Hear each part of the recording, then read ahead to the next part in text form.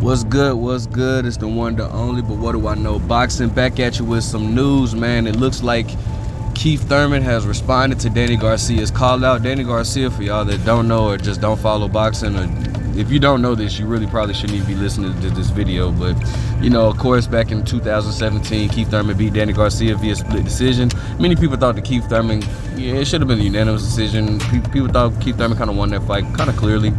However, Keith Thurman does have a victory over Danny Garcia. Danny Garcia, who just beat Jose Benavidez last night, went to calling out Keith Thurman not only in the post-fight interview, but in the post-fight conference. He says he wants to get his revenge, and he's back. He's been adamant about that. He's definitely been calling for a rematch with Keith Thurman for a while now. Keith Thurman, who obviously heard the news, then decides to respond by saying, "I'm too pretty. I'm too blessed." If you hear the noise in the background, it's me driving, so, you know, just bear with me. Danny Garcia can never pass the Keith Thurman test. I beat that boy with bone spurs.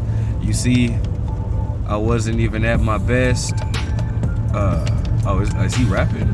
Okay, wow, I guess he's trying to drop bars. Okay, wow. Look, man, my IQ is higher. His feet are slow like a flat tire. Oh, he's rapping. Okay, that's funny. His feet are slow like a flat tire. Be careful what you wish for. Silly Philly boy, this is a game, not Street Fighter. I will still hit you with that yoga fire. Wow, he done dropped a diss. He done dropped the diss record. Keith Thurman, one time, we're gonna title this video, Keith Thurman, one time, Danny Garcia diss. So yeah, he's basically saying, you know, Keith Thurman, you know, seems pretty convinced that, listen, you know, I beat you once with an injury and you're not gonna beat me again. At this point, you know what, to be honest, at 154, now here, the only thing about that is, if you're trying to make a statement at 154, Danny Garcia, I think it's time for you to fight 154-pound fighters. That's if you're trying to make a statement at 154. But the problem is, there's this one guy at 154 that I just know for a fact Danny Garcia does not want any problems with, and that one guy just so happens to have all the belts. So I don't necessarily know what type of angle Danny Garcia is going. If you're trying to make a statement at 154, I would think that you will fight 154-pound fighters. But I'm gonna be honest, I'm not mad at this fight. Now at 154, I don't mind it. But my only thing is, Danny, my only thing is, don't go saying that you're trying to, you know, become a 3-division champ or make a statement when you're not fighting other 154-pounders. But I don't mind this fight at all, actually. It's an interesting fight at this point of career of both fighters. Keith Thurman, who has shown a lot of vulnerabilities recently, and Danny Garcia, who's come off a long layoff. I wasn't too impressed with his fight with Jose Benavidez, but I'm just being honest. But again, you know, I feel like this is an interesting matchup at this point of their careers. Keith Thurman, who is obviously more athletic, and I feel like the thing with Danny Garcia, because Danny Garcia, he does a lot of things good, but nothing great.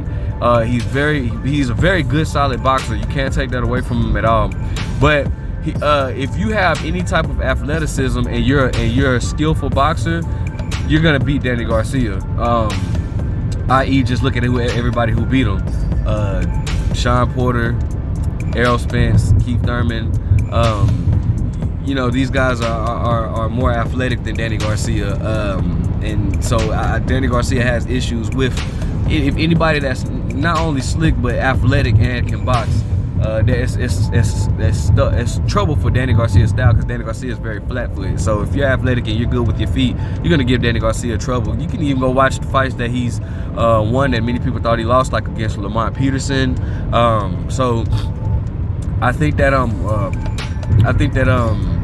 but I do think this is an interesting matchup. I wouldn't mind seeing it at this point of Danny Garcia's career.